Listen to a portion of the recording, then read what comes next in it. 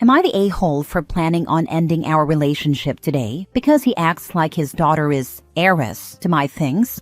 My boyfriend Ben, 42 male, has been asking weird questions and expecting me, 37 female, to do things that would go against my plans for my own family. Things have been working out for me in the past few years, but this year has been amazing. I decided to cut down on my daily workload a bit after I got 3 accounts that are helping me reach some financial goals. I'm planning on buying a house for my family. I downsized my current living situation, renting, after my kids went to live temporarily with my parents for this semester while I completed my certified training and graduated from my current program in uni. My new place isn't as nice looking as other places, but the price was a good cut from living expenses for me. I can walk to both the office and uni, and I hardly have to move my car for anything. I'm saving money that I'm putting in an account for my kids. Ben absolutely hates my place. It's clean and in a relatively safe area. It's just that it's a mix of student housing and old families, and traffic can get messy from 7 a.m. to 6 p.m. Some houses are simple and elegant, and some look like tacky add-ons. I don't care if my place doesn't look nice on the outside. It's not like it's an eyesore, and it's up to me to make it livable on the inside. I had 2 other choices. Choice A cost $200 less than my previous place, with access to a community pool and 2 bedrooms. I don't need more than 1 bedroom at the moment, and I don't really have time to enjoy the pool. Choice B was a bit cheaper, but about 45 minutes away. It was beautiful and close to the school where Ben's kid goes. He did hint at it, but he would have needed to get on the lease and come up with the difference between that place and the studio apartment I chose. Also, living together is a major decision, and right now I really need to focus on my career and education. He said he understood, but he didn't take it well. He told me his daughter was disappointed because she would have liked a nice place to hang out. Ben lives in an apartment. It's an average place with no problems or issues. So what he said came across as a weird remark. Fast forward, and he started asking questions. First, he asked if I would be interested in partnering with him on a business idea. I said no because I already made a commitment to self-fund my own venture. Second, I'm not familiar with the industry he wanted to break into. Then he began noticing things I owned. I'm not hiding that I'm financially stable, but I don't spend a lot. He noticed that I've bought a few nice items and started telling jokes that felt harmless. Then he said that I was loaded and that his daughter would be an awesome protege. I stayed quiet to be honest, because I think he might have been offended. But there's no way in hell that I would allow access to what I've built to anyone other than my kids. Also, he said I should treat his daughter as very special, because I only have boys and she's my chance to have a girl in the family, his words. Don't get me wrong, she's a good kid. I have never missed out on gifting her nice and thoughtful presents on her birthdays and the holidays. But his words created a sense of discomfort and disgust in me. It felt like reversed sexism, and I told him, she and I have a decent relationship, but there's no way I will give her access to my money if that means treating her as my own. I know this sounds very wrong, but it's how I feel. She's not the kind of kid who's a bully or nasty or anything, but she's not my child, and every time he asks for things, I feel like he's trying to get me to take from my kids to give to her. It happened again when I gave her a short-term weekend job.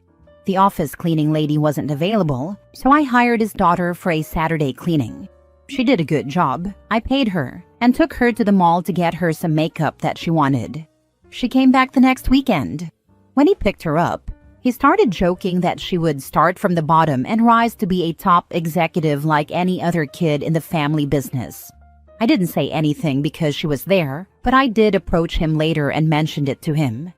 I tried to be gentle, but it was important for us to at least discuss expectations. His initial reaction wasn't what I expected. To be fair, I think he got nervous or embarrassed, but I didn't like his reaction. He said something about me potentially putting her in my will. I'd like to clarify that he laughed, so I think it was a joke, but I also think he wouldn't have clarified if I had gone along with it. I simply stayed quiet and told him that I cared about his daughter, but it isn't fair to create any expectations. I've worked so hard to give my kids a better future, and it's taken me over 10 years. The fact that he only sees the results without taking my past and struggles into consideration feels disrespectful. I also mentioned how he wanted me to change my budget and plans for a different property, even though he knew that moving in together wasn't an option, and that he stayed silent when I said he would have needed to pay the difference on the lease. I also mentioned that I would not make unnecessary sacrifices. Nothing else was said. He stormed out of my car and, this is why I feel like the a-hole here, started walking with his hands in his pockets and a weak smirk. I had to drive slowly next to him to convince him to get back inside the car because I hate Dr. David Banner scenes. He looked like a kicked puppy. After I dropped him off, he has been sending me texts about me being disconnected from what a blended family actually is, saying that I think his daughter is inferior, that I'm a hypocrite, and that I'm bullying him. This has disturbed my inner peace because I'm just defending the legacy I've built, and having to do it against my partner just doesn't feel right. We talked about it, and he apologized, and I did the same in case I was too harsh. He said we could find some middle ground, and I was open to it. But when he talked about helping him create a business for his daughter, I began to get angry, because again, it would be sweat equity for me. I declined, because I've done all the sweating I had to, but it was for me, and what he's asking just isn't fair. It's a responsibility, and I truly like to do things appropriately. I don't want to say yes and then do it half-assed, and I don't want to work for free. I also don't want to mix business and pleasure, because it's my network and my contacts. And again, it could go very well, or it could be a crap show, and I don't want that. I'm also concerned that he will ramp up and keep asking and asking for things.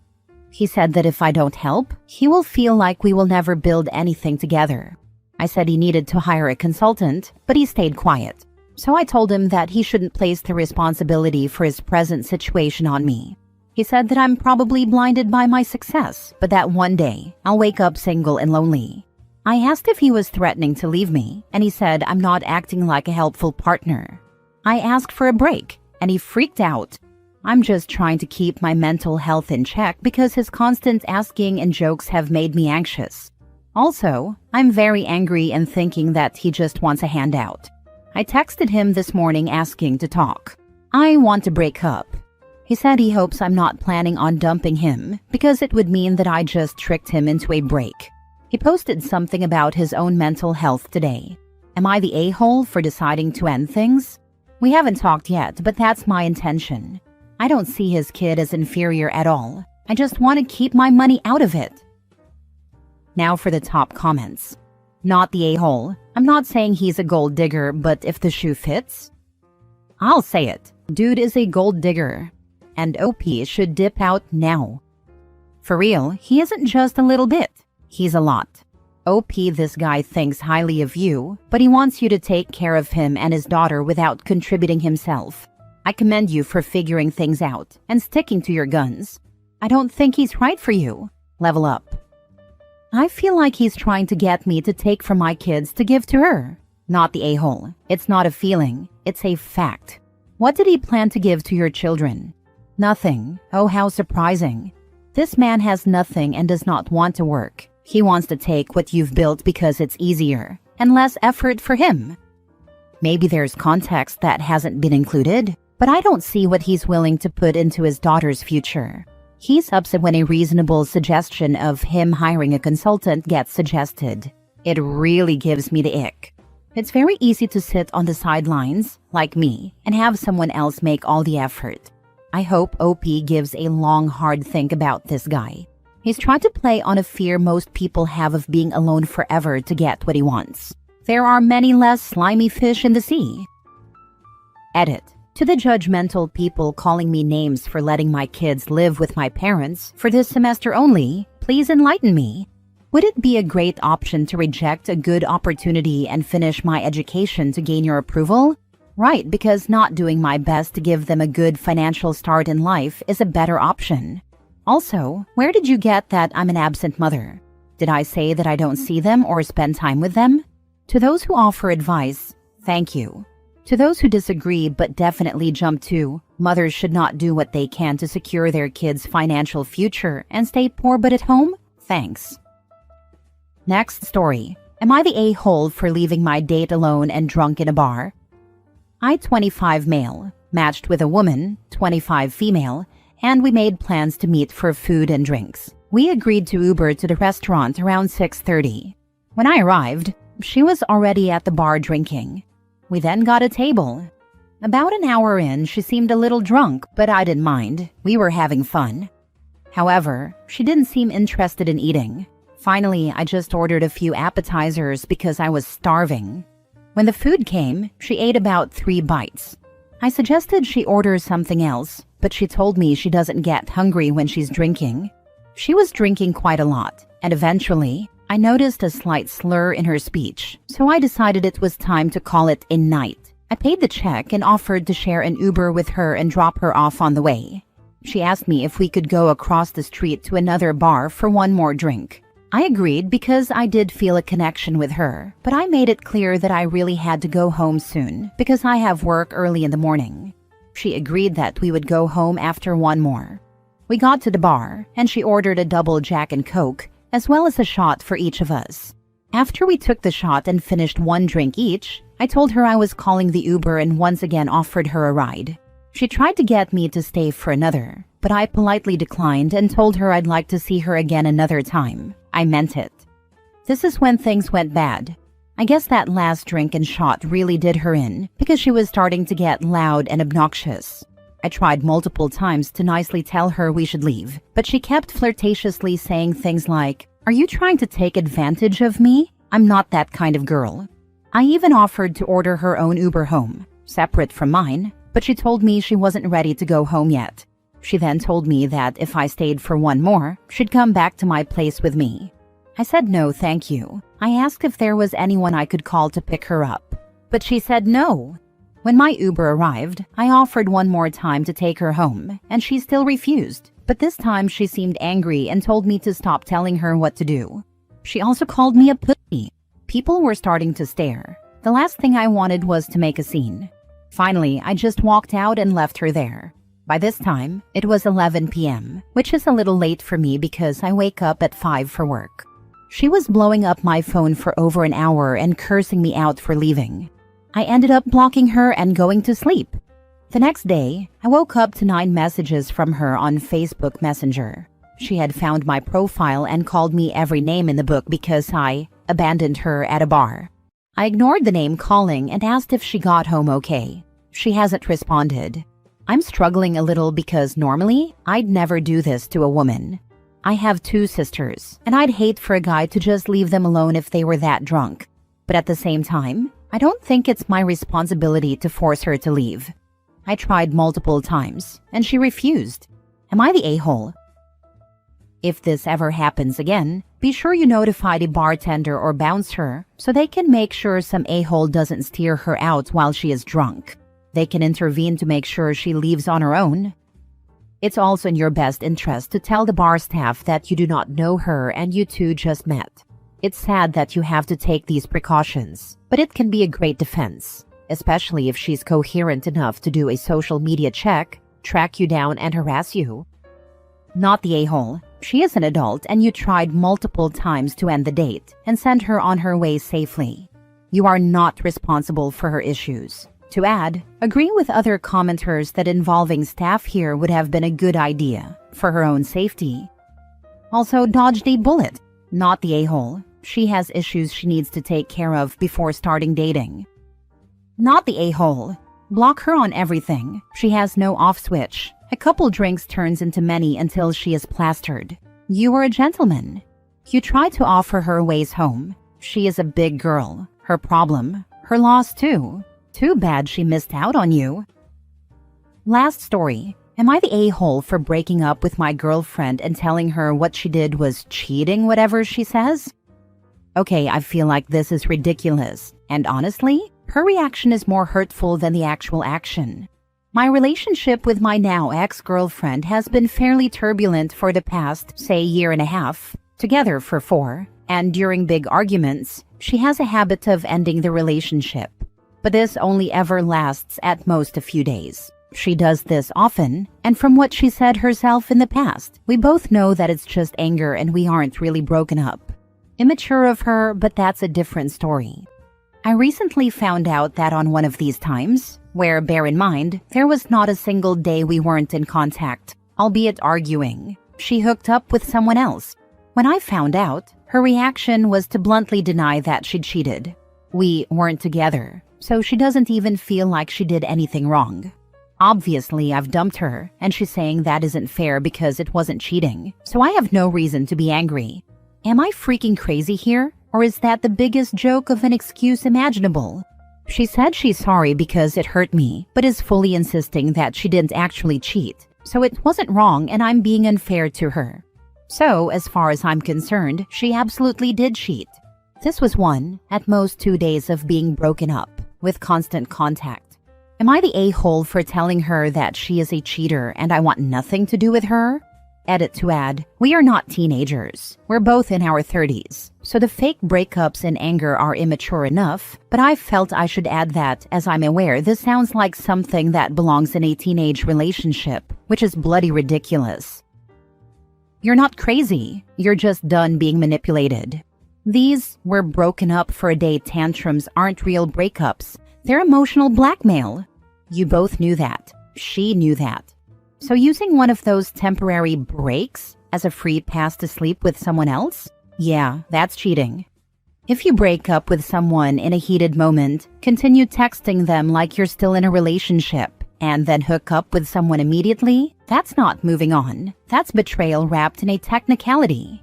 And let's be real, saying "I didn't cheat, we were broken up," while also saying you have no right to be upset, is gaslighting. She's trying to invalidate your feelings to dodge accountability. You're not being unfair. You're protecting your peace and drawing a boundary with someone who clearly didn't respect the relationship. You're allowed to be hurt. You're allowed to call it what it was. And you're absolutely allowed to walk away. Good for you. Thank you. The disrespect I feel by her denying she did anything wrong honestly feels worse than the cheating. Like, damn, at least pretend to be sorry. Tell her whether she counts it as cheating or not. She broke up with you to sleep with someone else, and you don't want her back after that. Whatever technicality or mental gymnastics she wants to use still doesn't hide the fact that she left you just to sleep with another dude. That's enough reason to never trust her or want her back.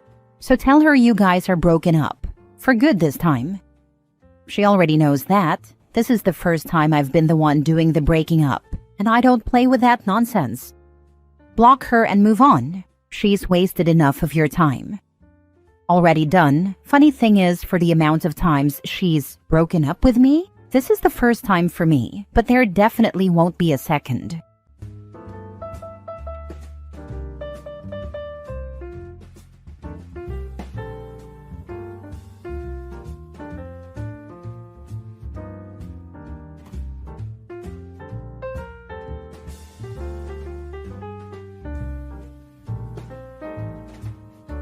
Am I the a-hole for not meeting or wanting to be in the life of my ex's new baby, who is my kid's half-sibling? My ex, 30 female, and I, 30 male, broke up in 2022 after she cheated on me with my ex-best friend John, 31 male. Ex and I have 2 kids, ages 8 and 6, who we have 50-50 parenting time with, and shared legal and physical custody after DNA proved they were mine. Ex and John were together until December 2024, when John found out she had cheated on him. She was pregnant and paternity of the baby was in question. John tried reaching out to me about it, but I continued to ignore him like I had while he was with my ex. He and I will never be friends again. My ex gave birth in February, and paternity is still in the air and they're awaiting a DNA test result. John has had nothing to do with the baby yet because he refuses to be in the child's life unless the child is his. I don't know about the other guys. I don't even know how many there are. My ex's parents always handled exchanges with our kids, so there was less tension around the kids. But after my ex gave birth, they started suggesting I meet the baby and putting it out there that I'll always be a part of this child's life, and how their newest grandchild could do with someone like me in the picture. I told them it was a shame their daughter didn't consider that before she cheated on me. They told me it wasn't the innocent baby's fault, to which I rolled my eyes at them and said it can't be the baby's fault, but the baby isn't mine or family to me. They didn't like that, and when they found out I did nothing and bought nothing for the baby after it, I don't know if my ex had a boy or girl, were born. Ex's parents gave me a hard time about it, and I told my ex if it continued, I would file a modification with the court for someone else to be nominated to handle exchanges. She told me I was being a prick. I have documented everything, but these comments are now said when we see each other at the store or on a street, instead of during exchanges, which is smart.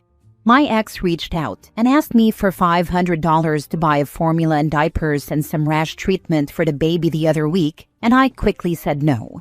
The kids were with me, so I knew immediately it wasn't for them. She asked a second time, and I told her my answer had not changed. Ex's parents tracked me down when I was buying paint the next week, and they unleashed all this anger about my refusal to be in the baby's life, or even meet the baby. They said John won't be a good father, whether he is or isn't, and nobody else wants to know. But I'm already a dad, and the kids could be raised together. But I won't even be an uncle for this child, and they said how selfish I am, and what a piece of trash I'm being, when they know I can be better. That I am the father of this baby's half-siblings, and how my kids will never embrace the baby if I don't. I think it's crazy to expect me to have anything to do with this child, especially to expect me to embrace and love this child. Baby is innocent, but I am not a member of their family. They are my children's half-sibling, but it doesn't mean they are my child or anything by association. This is how I see it anyway. And for anyone who asks, I am still documenting and I'm discussing the next steps with my attorney over contact and exchanges. Am I the a-hole? Now for the top comments. Not the a-hole. You're under zero obligation to be involved in your ex's new baby's life. That child isn't yours, and it's not your responsibility emotionally, financially, or otherwise. It sucks that your kids have a half-sibling in a messy situation, but your role as a dad doesn't extend to fixing your ex's choices. You're being clear, firm, and handling it responsibly. Keeping boundaries doesn't make you a bad person. It makes you sane. Not the a-hole. Their expectations of you are absolutely wild. If her parents are so concerned about it, let them take on the burden of helping with the child and paying for its needs.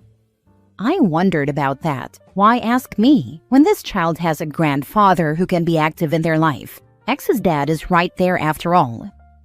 Not the a-hole. 6 and 8 years is a big age difference for your kids to have a close relationship with a new baby, even if it was a full sibling. I can't believe your ex asked you for $500 for stuff for the half-sibling. Clearly the chances of John being the father are slim to none, or the ex would have run down to get testing ASAP. She may have had no idea whose kid it is, and is waiting to see if it resembles any one of the potentially numerous candidates. Sucks, dude. She really blew it. The other option is John is regretting that he could be and avoiding it. Either way, they need to figure it out, and really should leave me out of it. But yes, they both blew it. To think he expected me to be friends with him still. Crazy. He was done with her, so he thought he could worm his way back into your life as if it was only your ex who cheated on you? What does he think? You'd be having a beer together, bitching about your cheating ex? I think that's exactly what he expected, and maybe he wanted to offload parental responsibility onto me if the baby is in fact his. I don't know, but I know he expected us to be buddies again. Next story. Am I the a-hole for refusing to give my stepmom the money my dad left me?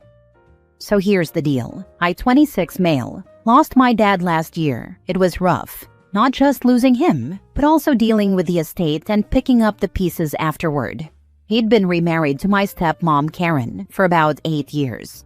Karen and I were never that close. She wasn't cruel, just distant. Polite at holidays, but not much beyond that. Still, we were civil, and that was enough. When my dad passed, his will was clear. Karen would get the house and a comfortable savings cushion. I would inherit a sizable sum, enough for a strong down payment on a house and then some. He even left a letter saying he wanted me to have a good start in life, and that he was proud of me. That letter meant the world to me. Fast forward to this year. I mentioned to Karen that I was house hunting. Her attitude shifted immediately. She asked a bunch of questions about my savings, then started guilt-tripping me about family responsibilities. She said she was struggling with bills and asked for a loan from my inheritance to help keep the house running. I told her no, politely but firmly. I reminded her the money was intended for me and that she had the house and savings to manage her own finances. She didn't take it well. She accused me of being greedy and said my dad would be disappointed in me. For the record, he'd be furious, she even asked. Since then, it's turned into full-on family drama. Some relatives, mostly on Karen's side, say I'm selfish, while others, including my uncle and a few of Dad's friends, say I'm honoring exactly what Dad wanted. And here's the thing, Karen isn't broke. She's still living comfortably, taking weekend trips, dining out. She's not struggling to survive. She just doesn't want to adjust her lifestyle now that my dad's not there to fund it. Honestly, part of me feels a little guilty. But a bigger part of me knows my dad didn't leave me that money to bankroll someone else's lifestyle. He wanted me to build something for myself. So, Reddit, am I the a-hole for saying no? Don't give her a cent. She is being ridiculous. She's trying to manipulate you emotionally. Your dad's wishes should come first. He stated pretty clear in his will. That money was for you alone to get a good start in life. He left her the house and a substantial savings. I think she's blown through that money and now hitting you up for your money. So sorry, honey, but you're not entitled to OP's money. 1. She is or was correct. Family comes first. 2. She is no longer your stepmother. Your father is deceased. 3. You're following your father's instructions. Family comes first. Therefore, purchase your house first. The sad part is she is trying to recruit others to back her up. Stepmom is weird for an 18-year-old anyway. My mother remarried when I was 20, and her partner was never my stepdad. I was an adult by then. For my wife, it was the husband of her mother. My stepmother has been called that for decades because we fall into habits. Legally speaking, she isn't. My father is deceased, but she isn't someone to act selfishly either. I think it really depends. I adored my stepfather who didn't come into my life until I was 18. But he never tried to force a relationship, was very good to my mother, and was never anything but kind and helpful. It didn't happen overnight, but gradually. Next story. Am I the a-hole for not disclosing to my housemates that my family has money and refusing to pay more monthly? This happened in Brazil, but I'm posting here so my friends don't find it. I, 23 female, live with 7 other people, 2 girls and 5 boys. One of them is my boyfriend. We are all between 22 and 25. We started renting together 3 years ago, when we were all in the same university and just kept doing it. We split rent and utilities equally. We are all at least friendly with each other and regularly have parties or travel together, but we are not all that close. Recently, during a party, we were all a bit drunk and were talking about funny stories from our families, and I commented that I studied in a very elite school in our city. One of the boys, Jay, 25, was very surprised because it is a very expensive school. He started asking me questions about the way I grew up and eventually just said, "Wow, you are rich." I thought that was it, and we kept having fun. Well, the morning after, he started making all these jokes about me being rich and snobby, which I didn't mind. We tease each other all the time. But after like 3 days, it started annoying people, so one of the girls, Maria, 24 female, told him to cut it out because he was overdoing it. This started an argument, and eventually it came out that he was uncomfortable with the revelation that my parents had money. We started talking about it. It was super awkward because it sucks having a serious conversation at breakfast, and he said that he truly felt betrayed because he thought we were all broke and that to make things fair, I should have been making bigger contributions to the house funds. I said that I understood he was upset, but that I couldn't really afford paying the amount he was suggesting, 1,800 Brazilian real. He insisted, and my boyfriend got involved, and eventually he just left while saying I was a liar. Well, my other 6 friends don't agree with him and think he's being a prick, and now he's been kind of sidelined for the past week, but I can't help wondering if he's right. I never lied about how I grew up, but I knew that just the fact both my parents have a master's meant that I grew up better off than everyone else from this group. And I kind of avoided commenting about it because I thought it was awkward. Most people knew, but apparently Jay and our other friend didn't. Am I the a-hole for not paying more? Now for the comments. Info. Do you have more space in the place you rent, like a master bedroom when the others are smaller? Do you and your boyfriend share a room? Do you use more resources, eat more, run more things that drive up the utility bills? If the answers are no, yes, and no, not the a-hole. But your roommate is. And also hella entitled.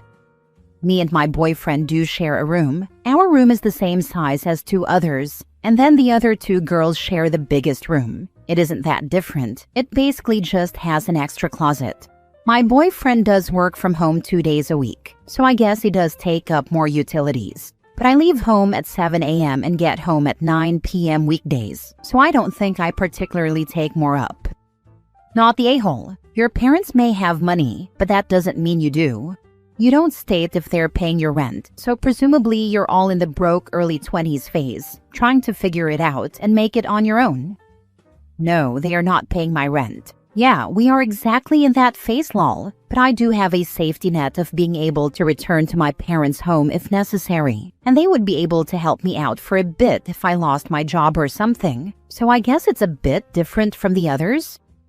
No, it's not really. Your ability to pay now and what you could do in an emergency housing situation are 2 different things. Your parents' wealth is not yours, especially because you don't act like it is. Next time he brings it up, tell him that your parents are rich. You are not. Signed, one person with rich parents who is very much not herself. Last story. Am I the a-hole for quitting my job when my boss just told me my salary is being cut by half? I run a small restaurant that has not been doing great over the last 2 years. I have tried my best to do everything within my power to boost sales and get new customers, but the ownership refuses to advertise or to use social media appropriately, make a TikTok, engage users, make events for specials. They also do not replace broken equipment. The ice machine has mold growing in it. The cooler doors fall off a few times a shift. One AC unit in the kitchen just doesn't work, so it's always hot and uncomfortable for the cooks. I have been working there for 12 years, and I love my job 90% of the time. But yesterday I was told that my salary would be cut in half, starting next pay period, and they wanted me to pick what my remaining responsibilities would be. Keep in mind, I am the only manager and there is no chef. I manage all orders, beer, liquor, wine, and food. I plan special events. Thanksgiving dinners, beer specials, etc. I cook when a kitchen guy is out sick. I bartend when no one can cover a shift. I am the electrician, or plumber, HVAC, janitor, therapist. I make all the schedules, do all the training, created the training program, pay the bills. The list goes on. The owners take extravagant trips yearly, like going to the Paris Olympics or Scotland for a week. They spent 3 months in Europe 2 summers ago, while I ran their business. Now that the business is not doing so hot, and I am the only salaried employee, I have to give up half of my pay. I would go from $1,800 per week to $900 and be forced to bartend to supplement my income, which means my bartenders will make less money and have fewer shifts, while I have to work more hours to get my other responsibilities taken care of. So I want to tell them that I do not accept the pay cut, because I know I will still be responsible for all of the things ownership is going to neglect or forget to do, which I assume will mean I am fired or quit. Does that make me a selfish a-hole? My husband says I should stick it out because I need the insurance, but I am tired of feeling like I have been taken advantage of. Not the a-hole. Think of it this way. You can stay at a sinking restaurant at half pay, or you can get a job at half pay in a thriving restaurant and work that pay up. You owe your employer nothing after what they did. They sure as heck aren't taking a 50% pay cut. Not the a-hole. OP's name is not on the restaurant. They shouldn't be working harder than the owners that do have their name on the business, especially a struggling, failing business. Always act your wage and never run yourself into the ground for an employer who will have your job listing posted before your obituary hits the papers. Hi, I own a successful restaurant. Let me give you my perspective as a potential employer in your field. Tell them you need the new offer in writing before you can figure out your new responsibilities. Then take that letter to the unemployment office and file for unemployment due to constructive dismissal. Unemployment will either give you your half of the wages back or give you leave to quit and collect unemployment while you find a new job, if this is in the US. If you can do all of those things reliably, competently, and on a schedule without any training or oversight, and if you can care that much about someone else's business, you can find a better job. The ship you are currently on is sinking. It's already sunk to the point where the mast is barely poking above the water and you're balanced on top on one foot. The owners do not give one single damn about that business. You will be losing your job anyway if you don't quit. One day soon, you will show up to work and the doors will be chained shut and a tax lien will be posted on the door. If you do decide to keep your job for the insurance, do exactly half the work you're doing now and give zero fucks about the rest. Don't do work you aren't paid for. Make it their problem. They created the problem. They can solve it, but they won't. So your job will become dealing with angry people who didn't get paid, served, or whatever. And we're back to just quit. Please, for the love of justice and sanity, do not continue to keep this business running for $900 a week. They do not deserve that from you. Not the a-hole. To add to this, when you do quit or are constructively dismissed, and they call you back a month later begging you to come back to work, assuming they haven't just shut down, you ask for a 50% raise. They won't go for it, of course, but it's grounds to negotiate a pay raise, accommodating a job that would normally require the skills of an entire team.